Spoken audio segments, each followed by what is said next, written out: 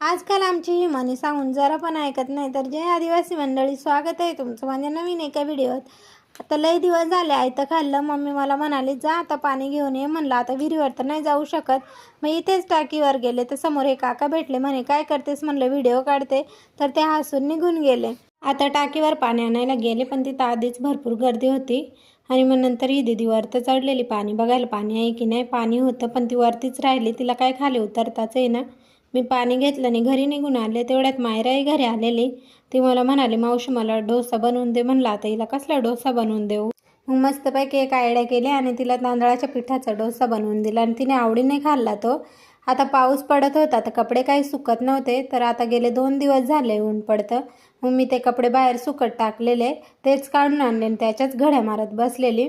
तुम्हाला जर का माझे ब्लॉग बघायला आवडत असतील ना तर मला कमेंट करून नक्की सांगा बरं का. आणि कोणत्या प्रकारचे बघायला आवडतील ते पण कमेंटमध्ये सांगा बरं का.